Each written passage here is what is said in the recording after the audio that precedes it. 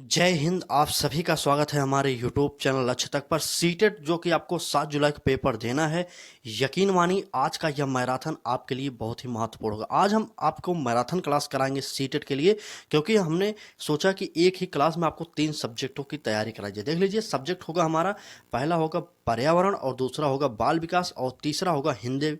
ये तीनों सब्जेक्टों की तैयारी एक साथ कराने वाले हैं। आज से हम रेगुलर आपके लिए एक महा मैराथन क्लास उपलब्ध कराएंगे दोपहर 1 बजे में।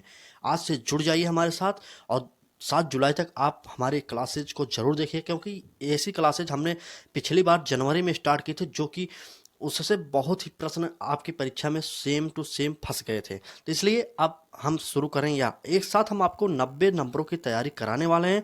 तो यकीन मानिए, जुड़िए हमारे साथ और तैयारी करिए एक अच्छे तरीके से। तो चलिए, दोपहर 1 बजे में जुड़ सकते हैं आप हमारे साथ। चलिए क्लास को स्टार्ट करते हैं। हम आपको सब्जेक्ट वाइज और प्रश्न कराएंगे, जिससे आपको दिक्कत न हो। देख लीजिए, पहला हम सब्जेक्ट लेकर आए हैं आपके लिए पर्यावरण। यहाँ पर पर्यावरण पहला सब्जेक्ट होगा और पर्यावरण से आपको पता होगा कि 30 प्रश्न आपके पेपर में आते हैं। 30 प्रश्न सभी सब्जेक्ट से आते हैं। तो चलिए क्लास को स्टार्ट करते हैं। अगर अब तक आप हमारे चैनल से नहीं जुड़े तो निवेदन बस यही इतना करेंगे कि आप हमारे चैनल के साथ जुड़िए और अपनी तैयारी को बेहतर दिशा में ले जाइए, क्योंकि इससे पहले मैंने खुद सीटेट हो, यूपी टेट हो, रीट हो, इन सभी परीक्षाओं को पास किया है, तब आपको करा रहे हैं। तो चलिए क्लास को स्टार्ट करते हैं। पहला प्रश्न देखिए, प्रश्न है, पर्यावरण अध्ययन के अंतर्गत निम्नलिखित में से किस विषय का अध्ययन किया जाना चाहिए। आपसे कहा जा रहा है पर्यावरण अध्ययन के अंतर्गत निम्नलिखित में से किस विषय का अध्ययन किया जाना चाहिए। ए ऑप्शन देखिए भूगोल का, बी ऑप्शन स्वास्थ्य एवं पोषण, सी ऑप्शन जीव विज्ञान और डी ऑप्शन उपरोक्त सभी। चलिए कमेंट करके बताइए किसका अध्ययन किया जाना चाहिए। चलिए, तो हमारा डी ऑप्शन सही हो जाएगा। तो इसमें सभी का अध्ययन किया जाना चाहिए। पर्यावरण के अंतर्गत यह सभी चीज़ें आ जाती हैं।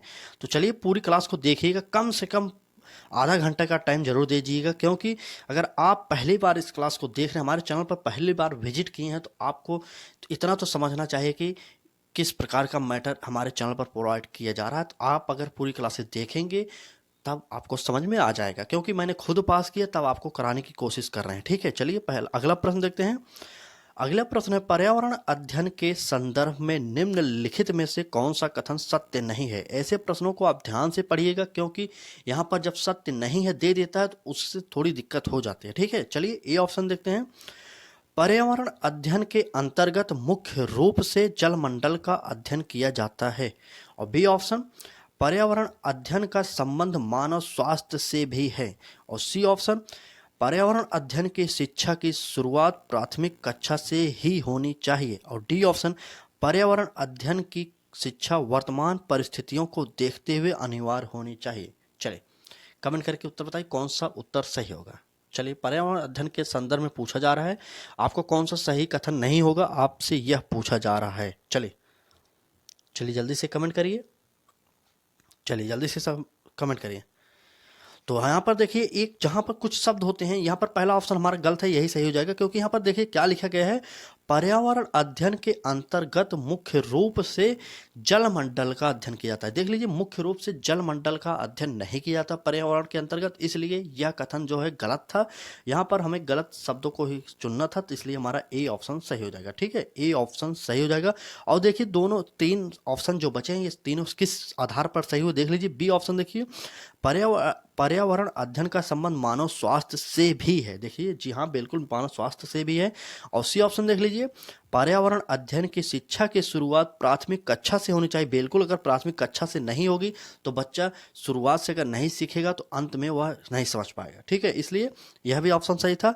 और डी ऑप्शन पर्यावरण अध्ययन की शिक्षा वर्तमान परिस्थितियों को देखते हुए अनिवार्य होनी चाहिए। जी हाँ दोस्तों, आज के इस दौर में पर्यावरण की शिक्षा हर बालक को देनी चाहिए, वो भी छोटे से ही देना चाहिए। ठीक है, तो इस प्रकार से हमारे तीनों ऑप्शन सही थे, इसलिए तीनों ऑप्शन कट गए।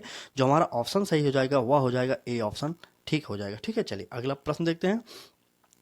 बस आपसे ये एक निवेदन करेंगे कि आप क्लास को जरूर शेयर करिए। अगर आप इस क्लास को पूरा देख ले रहे हैं, अगर क्लास अच्छी लग रही हो तो लाइक करिए, अपने मित्रों तक जरूर शेयर करिएगा। ठीक है, सब्सक्राइब कर लीजिए अगर चैनल को सब्सक्राइब नहीं किए। तो चलिए अगले प्रश्न देखते हैं। अगले प्रश्न होगा, पर्यावरण अध्ययन के शिक्षण के संदर्भ में निम्नलिखित में से क्या महत्वपूर्ण है। आपसे कहा जा रहा है पर्यावरण अध्ययन के शिक्षण के संदर्भ में क्या महत्वपूर्ण होगा। चलिए ए ऑप्शन देखिए, विषय वस्तु का चयन सामाजिक परिप्रेक्ष्य में होना चाहिए। आपसे कहा जा रहा है कि आप विषय वस्तु का जो चयन होता है वह सामाजिक परिप्रेक्ष्य में होना चाहिए। और बी ऑप्शन देखिए, भिन्न भिन्न विषयों का एकीकरण होना चाहिए। सी ऑप्शन, पाठ्यक्रम द्वारा छात्रों के सामाजिक, भावनात्मक तथा आध्यात्मिक बच्चों के विकास पर बल दिया जाना चाहिए। और डी ऑप्शन, उपरोक्त सभी। चलिए कमेंट करके उत्तर बताइए। चलिए, क्लास कैसी लग रही है कमेंट करके जरूर बताते रहिए। अगर आपको क्लास अच्छी लग रही है तो रोजाना हमारे साथ जुड़िए। दोपहर 1 बजे में आपके लिए अब रोजाना मैराथन क्लासेज उपलब्ध कराई जा रही है। आज की डेट याद कर लीजिए। आप यकीन मानिए, अभी आपके पास 1 महीने का समय है, पूरा 1 महीने से ज़्यादा का समय है। पूरा जून और 7 जुलाई तक आपको मैराथन क्लासेज रोज दोपहर 1 बजे में मिलेगी। और वह भी 3 से 4 सब्जेक्ट रोजाना आपको प्रैक्टिस सेट कराया जाएगा। अब आपके लिए इंपॉर्टेंट क्लासेज हो रही हैं। अब तक आपने हमारी क्लासेज को देखा या नहीं देखा वो आपके ऊपर था, लेकिन हम आपसे हाथ जोड़ के निवेदन कर रहे हैं, अगर आप इस बार परीक्षा को पास करना चाह रहे हैं तो आज से हमारी जो क्लासेज आपके लिए महामैराथन हो रहे हैं उन सभी क्लासेज को जरूर देखिएगा। बस यही निवेदन करेंगे कि देखिए जरूर उस क्लास को, ठीक है। चलिए, इस प्रश्न का उत्तर बताइए आप लोग, क्या होगा? पर्यावरण अध्ययन के शिक्षण के संदर्भ में निम्नलिखित में से क्या महत्वपूर्ण है? उत्तर बताइए। चलिए, तो इसमें जो है तो सभी उत्तर सही हो जाएगा, क्योंकि हमारा उपरोक्त सभी यह सही हो जाएगा, ठीक है। देखिए, ए ऑप्शन क्यों सही हो? विषय वस्तु का चयन सामाजिक परिप्रेक्ष्य में होना चाहिए। बिल्कुल, अगर सामाजिक परिप्रेक्ष्य में नहीं करेंगे तो बालक अपने समाज से संबंधित चीज़ों को जानता है, अगर उससे संबंधित नहीं करेंगे तो बालक कुछ समझ नहीं पाएगा। और बी ऑप्शन देखिए, भिन्न भिन्न विषयों का एकीकरण होना चाहिए। जी हाँ दोस्तों, सभी विषयों का एकीकरण मतलब सभी विषयों को समाहित करके पर्यावरण अध्ययन की शिक्षा देनी चाहिए आपको, क्योंकि इससे बालक आसानी से सीख सकता है। और सी ऑप्शन देखिए, पाठ्यक्रम द्वारा छात्रों के सामाजिक, भावनात्मक तथा आध्यात्मिक बच्चों के विकास पर बल दिया जाना चाहिए। बिल्कुल सही बात है। तो इस प्रकार से हमारा डी ऑप्शन सही हो जाएगा। इस प्रश्न का जो होगा डी ऑप्शन सही हो जाएगा। अगर क्लास की स्पीड थोड़ी तेज लग रही है तो हम आपसे माफ़ी चाहते हैं, क्योंकि हमें 3 सब्जेक्ट की प्रैक्टिस सेट करानी है और कम समय में ज़्यादा प्रश्नों की प्रैक्टिस सेट भी करानी है, क्योंकि हमारे चैनल का लक्ष्य है आपको कम समय में अधिक से अधिक प्रश्नों की प्रैक्टिस सेट करा दी जाए, ठीक है। इससे क्या होगा, आपका समय भी बचेगा। हमें जितना बताना पड़ेगा हम उतना जल्दी जल्दी बता देते हैं, क्योंकि अंतिम समय है। अगर आप सोच रहे हैं कि 1 महीने बहुत ज़्यादा है तो आपके लिए यह बहुत ही गलत हो जाएगा, ठीक है। चलिए अगला प्रश्न देखते हैं। पर्यावरण अध्ययन का बालक के भविष्य से क्या संबंध है? आपसे अगला प्रश्न पूछा जा रहा है, पर्यावरण अध्ययन का बालक के भविष्य से क्या संबंध है? ए ऑप्शन देखिए, बालक भविष्य में एक व्यक्ति के रूप में अपने पर्यावरण में ही जीवन यापन करेगा। बी ऑप्शन, पर्यावरण के ज्ञान के बाद बालक भविष्य में इसका दोहन अच्छी तरह से कर पाएगा। और सी ऑप्शन, बालक भविष्य में इसी क्षेत्र में रोजगार प्राप्त करेगा। और डी ऑप्शन, बालक के भविष्य से पर्यावरण का कोई संबंध नहीं है। चलिए, तो जो सबसे देखिए पहला जो चौथा ऑप्शन था वह कट जाएगा। अगर कहा यहाँ पे कहा जा रहा है बालक के भविष्य से पर्यावरण का कोई संबंध नहीं, तो जी नहीं, या बिल्कुल गलत हो जाएगा, ठीक है। चलिए, डी ऑप्शन कट जाएगा। चलिए देखते हैं। और सी ऑप्शन देखिए, बालक भविष्य में इसी क्षेत्र में रोजगार प्राप्त करेगा। जी नहीं, यह भी गलत हो जाएगा, क्योंकि बालक यह फिक्स थोड़ी है कि पर्यावरण के क्षेत्र में ही रोजगार पाएगा, कहीं भी पा सकता है वह रोजगार, ठीक है। इसलिए हमारा सी ऑप्शन भी कट गया। और बी ऑप्शन देखिए, पर्यावरण में ज्ञान के बाद बालक भविष्य में इसका दोहन अच्छी तरह से। जी नहीं, अगर पर्यावरण में ज्ञान प्राप्त करने का बाद भविष्य में इसका अगर बालक दोहन करने लगेगा तो इसका कोई मतलब नहीं होगा, इसलिए यह भी रॉन्ग हो जाएगा। तो 3 ऑप्शन कट गए, तो जो चौथा ऑप्शन हमारा ए ऑप्शन बचा था वही सही हो जाएगा, ठीक है। ए ऑप्शन इस प्रश्न का सही हो जाएगा। कैसे सही हुआ, प्रश्न फिर से पढ़ लीजिए। ऑप्शन, बालक भविष्य में एक व्यक्ति के रूप में अपने पर्यावरण में ही जीवन यापन करेगा, ठीक है। चले, ए ऑप्शन सही हो जाएगा। चलिए, ए ऑप्शन सही हो जाएगा। चलिए अगला प्रश्न देखते हैं। अगला प्रश्न है, चलिए कमेंट करिए, शेयर करिए एक बार इस क्लास को। चलिए शेयर कर दीजिए। प्रश्न है हमारा, किस आयु वर्ग का बालक पर्यावरण में होने वाली घटनाओं में जिज्ञासा तो अधिक रखता है, लेकिन उसकी अवधारणाओं को समझने में असमर्थ होता है? चलिए, आपसे कहा जा रहा है किस आयु वर्ग का बालक पर्यावरण में होने वाली घटनाओं में जिज्ञासा तो अधिक रखता है, लेकिन उसकी अवधारणाओं को समझने में असमर्थ होता है? चलिए, ए ऑप्शन देखिए, 5 से 7 वर्ष। बी ऑप्शन, 1 से 2 वर्ष। सी ऑप्शन, 8 से 14 वर्ष और डी ऑप्शन इनमें से कोई नहीं। तो चलिए कमेंट करके बता दीजिए उत्तर क्या होगा। आपसे बहुत ही इंपॉर्टेंट प्रश्न पूछा गया है यह। चलिए इंपॉर्टेंट प्रश्न है, चलिए इंपॉर्टेंट प्रश्न है आपके लिए, चलिए बताइए। तो इसका जो उत्तर होगा वह होगा हमारा ए ऑप्शन सही हो जाएगा। 5 से 7 वर्ष का जो बालक हो वह इस प्रश्न का उत्तर सही हो जाएगा। ठीक है, चलिए आप फिर प्रश्न पढ़ लीजिए। किस आयु वर्ग का बालक पर्यावरण में होने वाली घटनाओं में जिज्ञासा तो अधिक रखता है लेकिन उसकी अवधारणाओं को समझने में असमर्थ होता है? तो हमारा ए ऑप्शन सही हो जाएगा, 5 से 7 वर्ष। चलिए क्लास को शेयर कर दीजिए एक बार, अगर चैनल पर नए सब्सक्राइब कर लीजिए। आप अगला प्रश्न देखते हैं। थोड़ा प्रश्न बड़ा है इसलिए छोटा कर रहे हैं, प्रश्न को दिखाई तो दे ही रहा होगा। चलिए प्रश्न है हमारा, पर्यावरण अध्ययन के शिक्षक होने के नाते आप निम्नलिखित में से कौन सा कार्य करना पसंद नहीं करेंगे? आपसे कहा जा रहा है पर्यावरण अध्ययन के शिक्षक हैं आप, तो आप इनमें से कौन सा कार्य नहीं करना चाहते हैं यह आपको बताना होगा। चलिए ए ऑप्शन देखिए, विद्यालय परिसर की स्वच्छता के लिए यथासंभव प्रयास करते हुए आवश्यकता पड़ने पर स्वयं भी इसमें सहयोग करेंगे। बी ऑप्शन, विद्यालय में होने वाले समारोह के लिए खुली जगह की आवश्यकता को देखते हुए विद्यालय के उद्यान के पेड़ पौधों की कटाई करेंगे। सी ऑप्शन, पर्यावरण जागरूकता के लिए समय समय पर विभिन्न प्रकार के क्रियाकलापों में बच्चों को संलिप्त करना। और डी ऑप्शन, बालकों की शारीरिक स्वच्छता पर ध्यान देते रहना क्योंकि उनके अच्छे स्वास्थ्य के लिए भी आवश्यक है। तो चलिए यहाँ पर जो पसंद नहीं करेंगे यह ऑप्शन हमारा कौन सा होगा? मतलब 3 पसंद करेंगे, 1 नहीं करेंगे। मतलब आप कह सकते हैं कि 3 सही ऑप्शन है और 1 रॉन्ग आंसर है। जो रॉन्ग आंसर है वही आपको उत्तर देना होगा। चलिए देखते हैं, बताइए कौन सा होगा। चलिए जल्दी से बताइए कमेंट करके कौन सा होगा। यहाँ पर देख लीजिए ए ऑप्शन क्या दिया था। ए ऑप्शन देखिए, विद्यालय परिसर की स्वच्छता के लिए यथासंभव प्रयास करते हुए आवश्यकता पड़ने पर स्वयं भी इसमें सहयोग करेंगे। बिल्कुल सही हो जाएगा, जो सही था इसलिए हमारा गलत हो जाएगा। बी ऑप्शन देखिए, विद्यालय में होने वाले समारोह के लिए खुली जगह की आवश्यकता को देखते हुए विद्यालय के उद्यान के पेड़ पौधों की कटाई करेंगे। जी नहीं, यही हमारा गलत हो जाएगा। जो गलत था वही हमारा सही हो जाएगा। ठीक है, यही हमारा बी ऑप्शन सही हो जाएगा। इस प्रश्न के अकॉर्डिंग हमारा बी ऑप्शन सही हो जाएगा। चलिए एक बार क्लास को शेयर कर दीजिए। और अब हमारा अगला सब्जेक्ट स्टार्ट कर रहे हैं। अगला सब्जेक्ट होगा हमारा बाल विकास का। जी हाँ दोस्तों, अब हम आपको बाल विकास का कराने वाले हैं। आपको पता होगा कि बाल विकास से भी 30 प्रश्न आते हैं। चलिए 30 प्रश्न आते हैं और 30 नंबर बहुत ही महत्वपूर्ण है। अगर आप अच्छे से पढ़ दे लेंगे तो आपको 30 में 30 नंबर मिल जाएगा, क्योंकि सीटेड में हमने बाल विकास में 30 में 30 नंबर पाया है। खुद पूर्णांक पाया हूं तब आपको बता रहा हूं। तो चलिए एक बार शेयर कर दीजिए। अभी तक आपने हमारे चैनल को सब्सक्राइब नहीं किया, सब्सक्राइब करके बेल आइकन को जरूर ऑन कर लीजिए, जिससे आपको नोटिफिकेशन मिलता रहे। तो चलिए लेट ना करते हुए क्लास को स्टार्ट करते हैं। फिर अगला जो सब्जेक्ट होगा हमारा, अगला सब्जेक्ट बाल विकास का पहला प्रश्न देखिए। प्रश्न है, निम्न में से किस स्तर में बच्चे अपने समकक्षी वर्ग के सक्रिय सदस्य बनते हैं? आपसे कहा जा रहा है निम्न में से किस स्तर के बच्चे अपने समकक्षी वर्ग के सक्रिय सदस्य बनते हैं? ए ऑप्शन देखिए, किशोरावस्था। बी ऑप्शन, वयस्कावस्था। सी ऑप्शन, बाल्यावस्था। और डी ऑप्शन, उपरोक्त में से कोई नहीं। तो चलिए कमेंट करके उत्तर बताइए। चलिए कौन सा उत्तर होगा? चलिए कमेंट करिए, जल्दी से कमेंट करिए, जल्दी से कमेंट करिए। इस प्रश्न का जल्दी से कमेंट करके उत्तर बताइए आप लोग। चलिए जल्दी से कमेंट करिए। तो आपको पता होना चाहिए कि अगर अपने समकक्षी वर्ग के साथ सक्रिय जो सदस्य है तो वह हो जाएगा किशोरावस्था। तो हमारा ए ऑप्शन सही हो जाएगा। ए ऑप्शन, सक्रिय अवस्था इसी में होती है। ठीक है, चलिए अगला प्रश्न देखते हैं। अगला प्रश्न है हमारा, मनोचित्रण का संदर्भ है। आपसे पूछा जा रहा है मनोचित्रण का संदर्भ है तो क्या होगा? चलिए देखते हैं। ए ऑप्शन, अर्थग्राह्यता को बढ़ाने की एक तकनीक। बी ऑप्शन, जोखिम भरे कार्य के लिए कर्म योजना। सी ऑप्शन, मन का मानचित्र खींचना।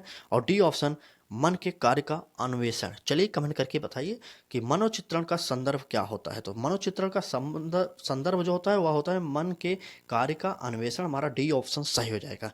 एक बार क्लास को शेयर जरूर करिए अपने मित्रों तक, क्योंकि ऐसी क्लास आपको यूट्यूब पर कहीं नहीं मिलेगी। ठीक है, हम आपसे बार बार निवेदन कर रहे हैं, रोजाना हमारे साथ जुड़िए दोपहर 1 बजे में। जिस तरीके से पिछली क्लासेज आपने हमारी देखी या नहीं देखी उससे हमें अब कोई मतलब नहीं, क्योंकि अब हम आपके लिए मैराथन क्लासेस ला रहे हैं। आप जानते होंगे अभी तक आप पढ़े कि नहीं पढ़े, लेकिन अंतिम समय का जो मैराथन और ब्रह्मास्त्र होता है आपके लिए बहुत ही महत्वपूर्ण होता है।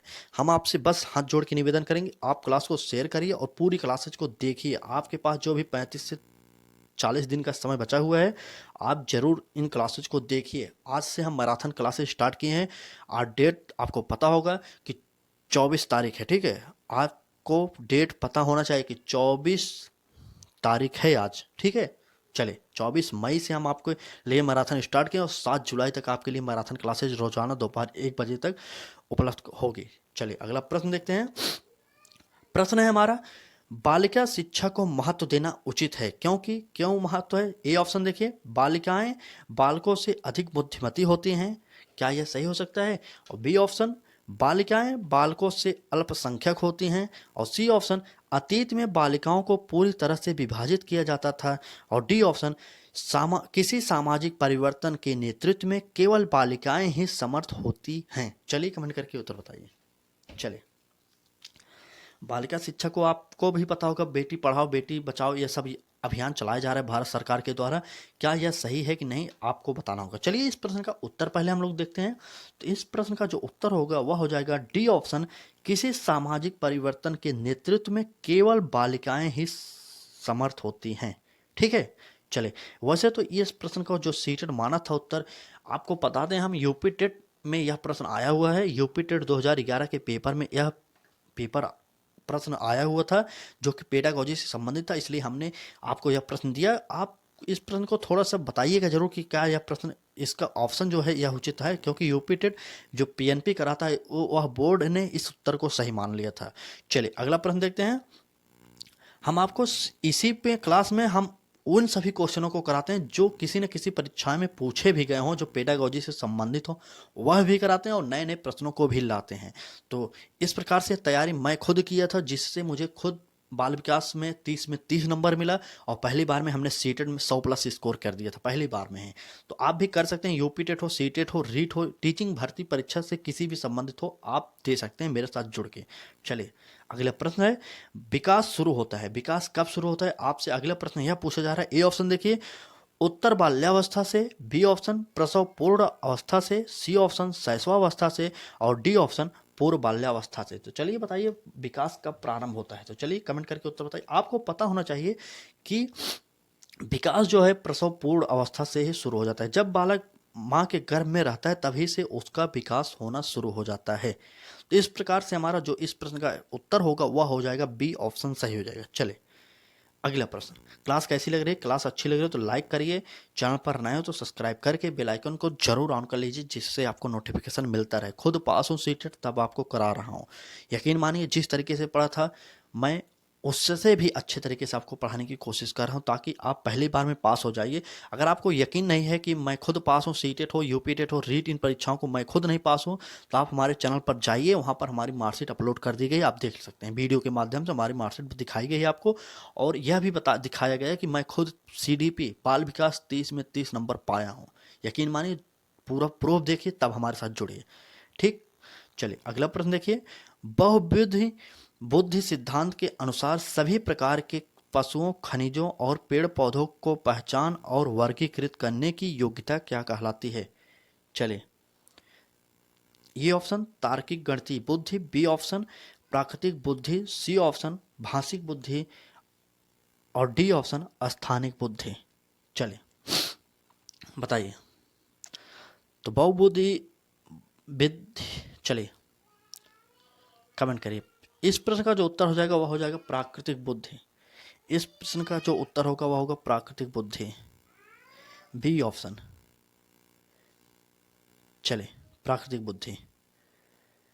अगला प्रश्न, अगला प्रश्न होगा, अधिकांश व्यक्तियों की बुद्धि औसत होती है, बहुत कम लोग प्रतिभा संपन्न होते हैं और बहुत कम व्यक्ति मंद बुद्धि के होते हैं। यह कथन यहाँ पर खाली स्थान दिया गया के प्रतिस्थापित सिद्धांत पर आधारित है। किस पर आधारित है? ए ऑप्शन बुद्धि और जाति विभिन्नताओं पर, बी ऑप्शन बुद्धि के वितरण, सी ऑप्शन बुद्धि की वृद्धि और डी ऑप्शन इनमें से कोई नहीं। जो यह खाली स्थान वाले प्रश्न होते हैं आपके लिए बहुत ही टफ हो जाएंगे, यकीन मानिए। इस प्रकार के अगर आपको प्रश्न पेपर में मिल जाएंगे तो आपको करने में बहुत ही ज़्यादा दिक्कत होगी। चलिए इस प्रश्न का देखते हैं क्या होगा। अधिकांश व्यक्तियों की बुद्धि औसत होती है। जो प्रश्न समझ में ना है वह 2 से 3 बार जरूर पढ़िएगा, ठीक है। चलिए हम आपको इसका उत्तर बता देंगे, नहीं तो आप कहेंगे बार बार प्रश्न को 2 से 3 बार पढ़ रहे हैं, ठीक है। चलिए बुद्धि के वितरण, हमारा बी ऑप्शन सही हो जाएगा।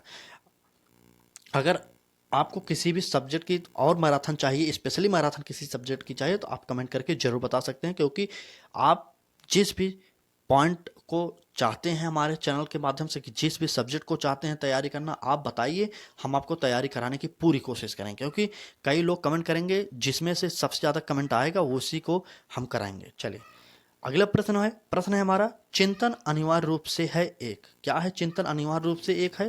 तो चलिए बताइए क्या है। ए ऑप्शन देखिए, ए ऑप्शन है संज्ञानात्मक गतिविधि, बी ऑप्शन मनोगतिक प्रक्रिया, सी ऑप्शन मनोवैज्ञानिक परिघटना और डी ऑप्शन भावात्मक व्यवहार। चलिए कमेंट करके उत्तर बताइए क्या हो जाएगा। चिंतन अनिवार्य रूप से है एक, क्या है? मनोवैज्ञानिक परिघटना है, सी ऑप्शन सही हो जाएगा। इन सभी प्रश्नों को थोड़ा सा आप कॉमन सेंस यूज करके उत्तर दे सकते हैं, क्योंकि पेडागोजी के यह प्रश्न नहीं थे। देखिए यहाँ पर यह इंपॉर्टेंट प्रश्न है, यहाँ पर फिर खाली स्थान दिए गए और शब्दों को देखिए किस प्रकार से यहाँ पर दिए गए। आप अगर ध्यान से नहीं पढ़ेंगे तो यकीन मानिए इस प्रश्न को आप 100% गलत करके आ जाएंगे। प्रश्न देखिए क्या है। प्रश्न है, पियाजे के अधिगम के संज्ञानात्मक सिद्धांत के अनुसार वह प्रक्रिया जिसके द्वारा संज्ञानात्मक संरचना को संशोधित किया जाता है क्या कहलाता है? ए ऑप्शन प्रत्यक्षण, बी ऑप्शन समायोजन और सी ऑप्शन समावेशन और डी ऑप्शन स्कीमा। तो चलिए कमेंट करके उत्तर बताइए। चलिए क्या हो जाएगा। तो इस प्रश्न का जो उत्तर होगा वह होगा सी ऑप्शन समावेशन। सी ऑप्शन समावेशन का क्या कहा जा रहा है, फिर से पढ़ लीजिए।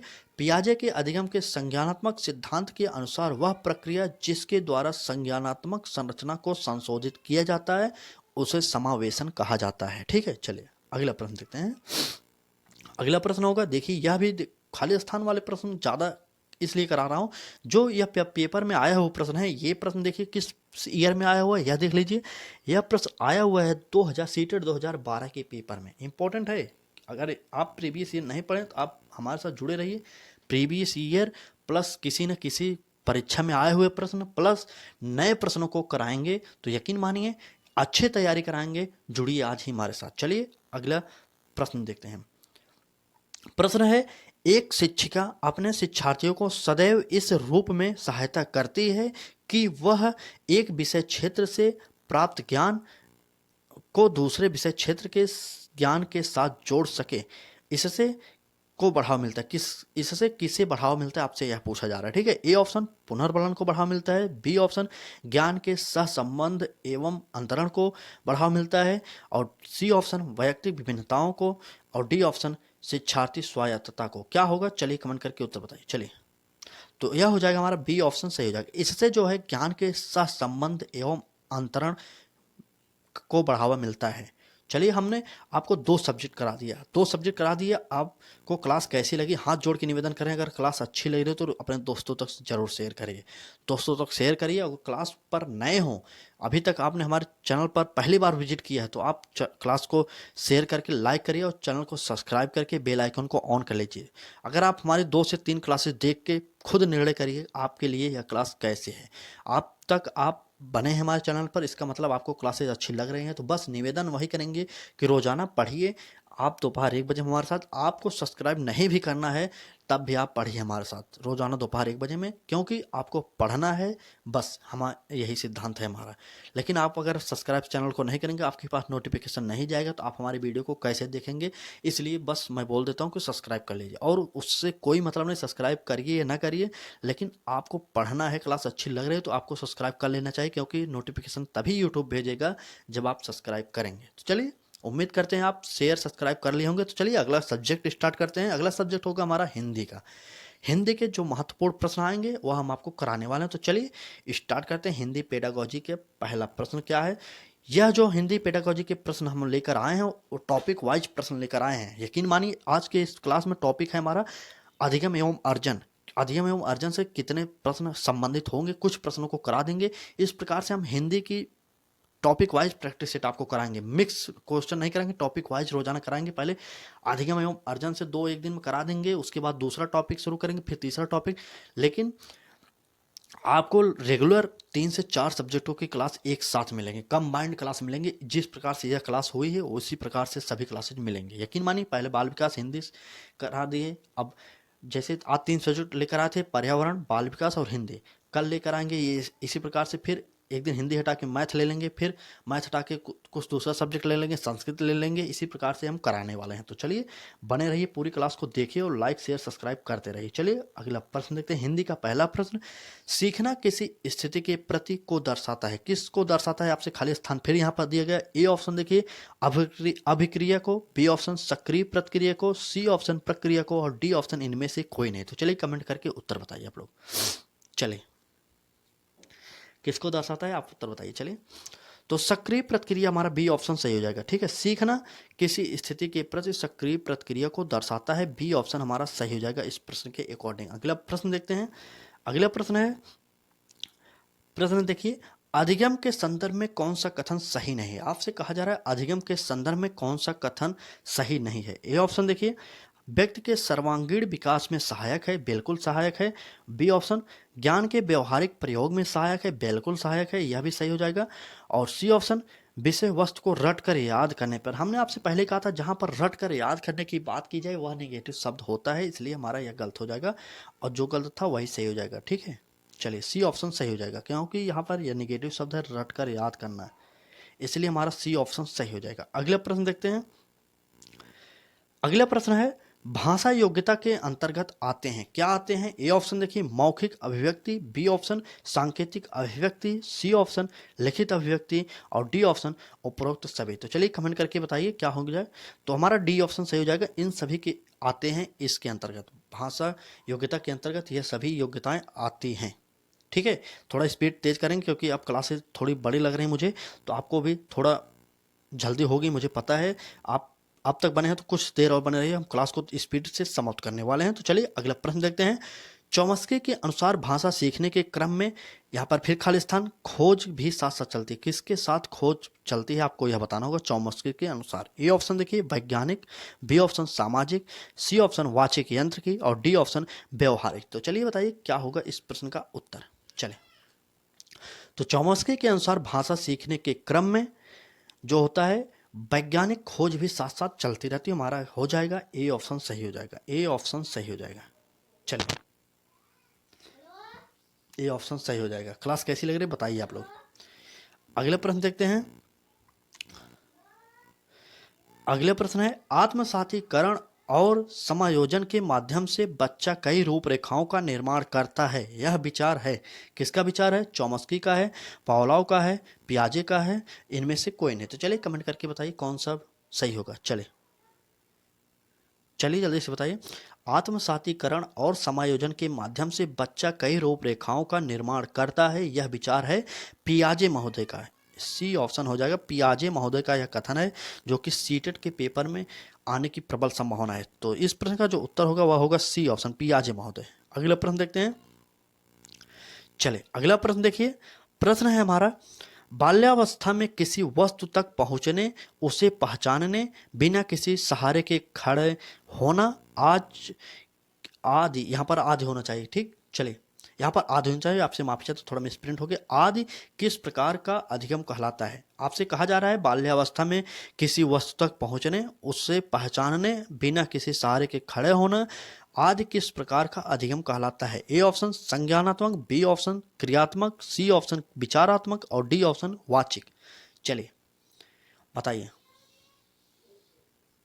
तो इस प्रश्न का जो उत्तर हो जाएगा वह होगा क्रियात्मक। आपसे कहा जा रहा है बाल्यावस्था में किसी वस्तु तक पहुंचने, उससे पहचानने, बिना किसी सहारे के खड़ा होना, आदि क्रियात्मक अधिगम कहलाता है। बी ऑप्शन सही हो जाएगा। चलिए क्लास को शेयर जरूर करिएगा। आज की क्लास कैसी लगी आपको बताना जरूर है कमेंट करके। अगर चैनल पर नए हो तो सब्सक्राइब करके बेल आइकन को जरूर ऑन कर लीजिए, क्योंकि आपको लक्ष्य पाना है अपना तो लक्ष्य तक से जोड़ना ही पड़ेगा, क्योंकि लक्ष्य तक और लक्ष्य को प्राप्त करना दोनों एक ही बात है। चैनल पर नए हो तो सब्सक्राइब करके बेल आइकन को ऑन कर लीजिए। रोजाना दोपहर 1 बजे में हमारी क्लासेस आपके लिए प्रोवाइड की जा रहे हैं। महामैराथन क्लासेस 24 मई से स्टार्ट हो गई हैं, यानी आज से ही स्टार्ट हैं। आज से 24 मई से महामैराथन स्टार्ट है और 7 जुलाई तक आपको महामैराथन क्लासेस मिलती रहेंगे, वो भी दोपहर 1 बजे। 3 से 4 सब्जेक्ट रोजाना कराएंगे। और लास्ट में जब जैसे जुलाई स्टार्ट होगी, 1 जुलाई को हम हिंदी की मैराथन, 2 जुलाई को सीडीपी की मैराथन, 3 जुलाई को दूसरी की मैराथन, इस प्रकार से जुलाई में एक एक सब्जेक्ट की महामैराथन क्लासेज आपके लिए उपलब्ध करा देंगे। तो बस दायित्व तो आपका यह है, पढ़ना है आपको। ठीक है, चलिए आज की क्लास कैसी लगी? अच्छी लगी तो सब्सक्राइब करिए, लाइक करिए, शेयर जरूर करिए अपने मित्रों तक। और कल फिर मिलेंगे दोपहर 1 बजे में। तब तक के लिए धन्यवाद।